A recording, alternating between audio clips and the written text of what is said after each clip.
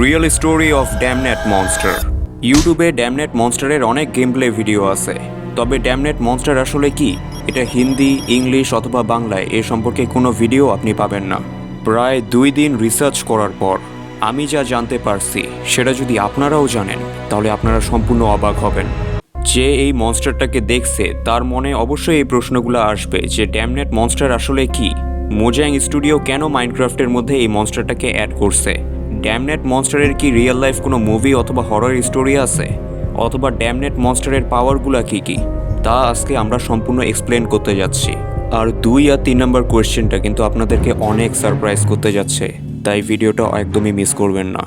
Video শুরু করার আগে আপনাদেরকে অনেক ধন্যবাদ জানাতে চাই, কারণ এই ভিডিওটার আইডিয়া আপনাদের মতোই একজন অডিয়েন্স মূলত আমাকে সাজেস্ট করছে। আপনাদের রিকোয়েস্টেই মূলত আমি এই ভিডিওটা নিয়ে আসলাম।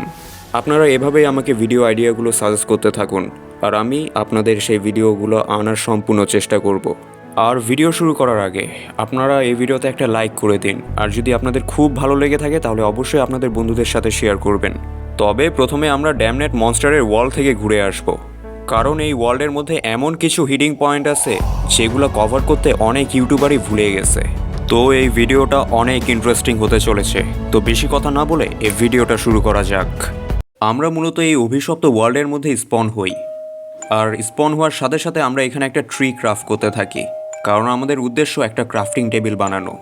এরপর আমরা সেখানে একটা পিকেক্স বানিয়ে ফেলি, আর সেটার সাহায্যে আমরা কোবাল স্টোন মাইন করতে চলে যাই, কারণ আমাদের উদ্দেশ্য একটা এক্স এবং একটা পিকেক্স বানানো কোবাল স্টোন দিয়ে। একটা এক্স এবং একটা পিকেক্স বানিয়ে ফেলার পর আমরা সেখানে খাবার সংগ্রহ করার জন্য বেরিয়ে যাই, আর ভাগ্যক্রমে আমরা সেখানে অনেকগুলো পশু পেয়ে যাই। এরপর আমরা ডায়মন্ড খোঁজার জন্য একটা খনির ভিতরে চলে যাই, যেখানে অনেকগুলা হস্টেজ মব ছিল। আমাদের ডায়মন্ড এই কারণে প্রয়োজন কারণ এটার সাহায্যে আমরা একটা শক্ত আর্মর এবং একটা সোয়ার্ড বানাবো, কারণ ড্যামনেট মনস্টার আমাদের আশার থেকে অনেক বেশি পাওয়ারফুল। আমি একটা আর্মর এবং একটা সোয়ার্ড বানাই, কারণ আমি যত দ্রুত সম্ভব ড্যামনেট মনস্টারকে শেষ করে দিতে যাচ্ছিলাম। আর ড্যামনেট মনস্টার কেন এত বেশি পাওয়ারফুল তা আমরা সামনেই জানতে যাচ্ছি। এই ওয়ার্ল্ডে ড্যামনেট মনস্টারকে অ্যাক্টিভেট করার জন্য আমাদেরকে একটা পুরাতন লাইব্রেরির মধ্যে যেতে হবে। আর এই লাইব্রেরির জায়গাটাকে দেখে মনে হচ্ছে যদি আমি এখানে রাতে আসতাম তাহলে ওপি লেভেলের ভাইব দিত। আমি বিসমিল্লা বলে লাইব্রেরির দরজা খুলি, আর সামনে একটা ভিলেজারকে পড়ে থাকতে দেখতে পাই, যাকে দেখতে কিছুটা টার্মিনেট অথবা দাজ্জালের মতো লাগছিল। একটা চোখে আলো জ্বলতেছে। আমি লাইব্রেরির ভেতরে প্রবেশ করি আর আশেপাশে ভালো মতো দেখতে থাকি। আমি সেখানে 2টা বই দেখতে পাই, যেখানে কিছু একটা লেখা ছিল। আপনাদের বুঝার সাথে আমি এইগুলো বাংলায় ট্রান্সলেট করতেছি। আর হ্যাঁ, প্রথমে আমরা যেটা জানতে পারি যে এটা আসলে কোনো লাইব্রেরি না, এটা মূলত এই ভিলেজের একটা কাউন্সিল। এখানে পেজ নাম্বার 1-এ এমন একটা কিছু লেখা আছে। কেউ লিখছে, মনে হয় আমাদের ওয়ার্ল্ডে নতুন একটা সংক্রমণ শুরু হয়েছে, মনে হয় আমরা সবাই এবার শেষ। কেউ একজন গুরুত্বপূর্ণ কিছু বলতেছিল যেটা আমি উপলব্ধি করতে ভুলে গেছি। সত্যি কথা বলতে তারা কেউই জানে না যেটার পিছনে আমি। বড়ই অদ্ভুত বিষয়। আচ্ছা দেখি পেজ 2-এ কি লেখা আছে, কারণ আমি এটা দিয়ে কিছু বুঝতে পারতেছি না যে এখানে কে কি লিখছে। পেজ 2। মজার ব্যাপার হলো তারা কেউ জানে না যে এটার পিছনে আমি। দ্য টাইম অফ অ্যাপোলন, এই নামটা বেশ ভালো মানাইছে। নতুন হুমকি, আমি তো আগেই জানি, তাদের কোনো ধারণা নেই, সেটা ভেবে আমার অনেক ভালো লাগতেছে। তো এখানে সব কিছু এলোমেলোভাবে লেখা, মাথায় ঢুকতেছে না আমার কিছু। আমি যতটুকু জানতে পারছি বা বুঝতে পারছি, আমার মনে হচ্ছে যে এই ভিলেজের মধ্যে একটা ভাইরাস ছড়ায় পড়ছে যেটা এই ভিলেজারদেরকে ইফেক্ট করতেছে। দেখি এর পরের বইটাতে কি লেখা আছে। নতুন আউটব্রেক নিয়ে আলোচনা করা হচ্ছে। ভিলেজার 32 বলতেছে সামনে আরও বড় বিপদ আসতেছে আমাদের ভিলেজের মধ্যে। ওই হুমকিগুলোকে দূর করার জন্য আমরা যে পরীক্ষা করতেছিলাম তা ব্যর্থ প্রমাণিত হয়েছে। It is a big fail. এটা মাত্র শুরু, এখন আমাদের সময় এসেছে। পেজ 2। আমাদের এমেরাল্ড ব্যাংক কোল্যাপস করে গেছে। এখন পর্যন্ত প্রায় 35% ভিলেজার বেকার হয়ে গেছে। ভিলেজাররা এটাকে টাইম অফ অ্যাপেলন বলে, যেটার অর্থ পৃথিবীর শেষ সময়। আকাশে নতুন হুমকি লক্ষ্য করা যাচ্ছে। শীঘ্রই নতুন খবর জানানো হবে। এটার সাহায্যে আমি যা বুঝতে পারি যে এই ভিলেজের মধ্যে এমন একটা কিছু ছড়াই পড়ছে, সেটাকে ঠিক করার জন্য ভিলেজাররা অনেক এক্সপেরিমেন্ট করতেছিল, বাট সব এক্সপেরিমেন্টগুলো ব্যর্থ হয়েছে। এখন ভিলেজাররা হুমকির মুখে। আমি যখন এই জায়গাটা ছেড়ে চলে যাব তখন ভিলেজার 32 আমাদের সাথে কথা বলতে শুরু করে। তোমার এখানে আসা উচিত হয়নি। কিছুক্ষণ পরে এই ভাইরাসটা আমার সম্পূর্ণ শরীরে ছড়িয়ে যাবে। তোমার উচিত এখান থেকে তুমি চলে যাও। তবে তুমি যদি জানতে চাও যে আমার এই অবস্থাটা কিভাবে হয়েছে, তাহলে তুমি এখানে শুনো আমার কথা। কিন্তু এই ইনফেকশনটা যদি আমার সারা শরীরের মধ্যে ছড়িয়ে যায়, তাহলে আমি তোমাকে রিকোয়েস্ট করব তুমি প্লিজ আমাকে মেরে ফেলো।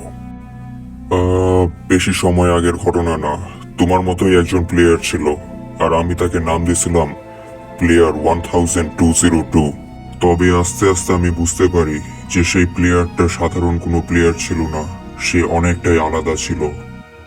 তার হাসিটা অনেক বড় ছিল, তার দাঁতগুলা হীরার মতো উজ্জ্বল করত, আর তার চোখগুলা মেশিনের মতো ছিল।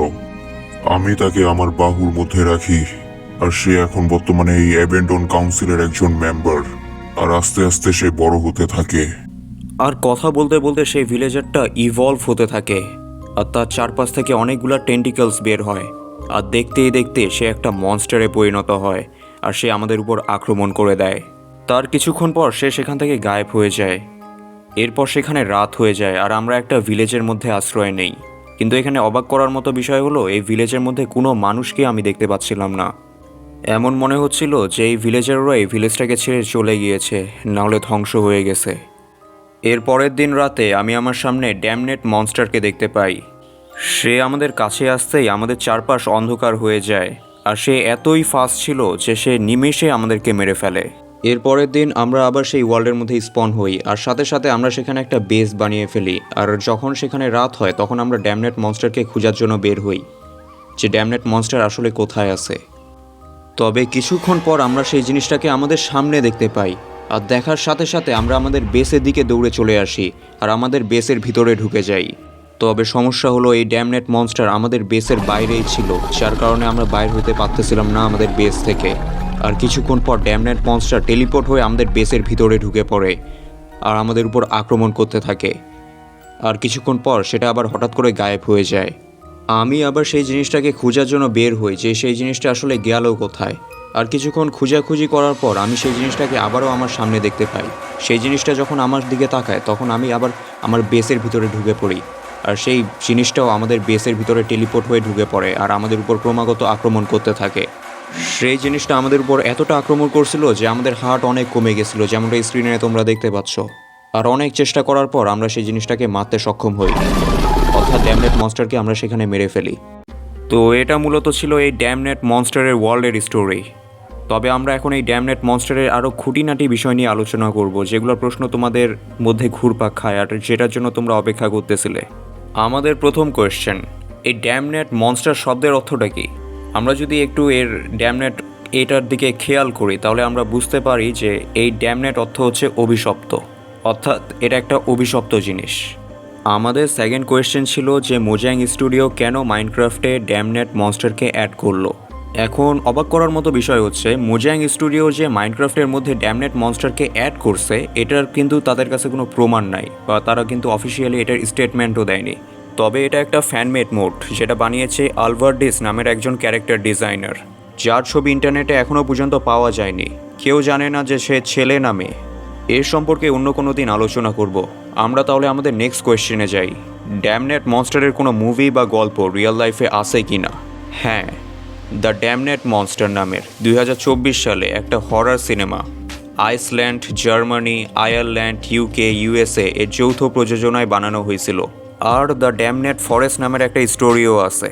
আর এখন আলোচনা করব দ্য ড্যামনেট মনস্টারের কি কি পাওয়ার আছে মাইনক্রাফটের মধ্যে। নাম্বার 1, প্লেয়ারকে দূর থেকে খুঁজে বের করে ধাওয়া করতে শুরু করে। নাম্বার 2, খুব দ্রুত দৌড়াতে পারে আর প্লেয়ারকে আক্রমণ করে। নাম্বার 3, অনেক বেশি ড্যামেজ দেয়, আর যদি তুমি কোনো ভালো আর্মার না পরো তাহলে এক আঘাতে তোমাকে মেরে ফেলতে পারে। নাম্বার 4, ড্যামনেট মনস্টার যখন আশেপাশে থাকে তখন সব কিছু অন্ধকার হয়ে যায়। এটা টেলিপোর্ট করার ক্ষমতা রাখে, আর প্লেয়ারকে মাঝে মাঝে ভয় দেখার জন্য হঠাৎ করে উপস্থিত হয়ে যায়।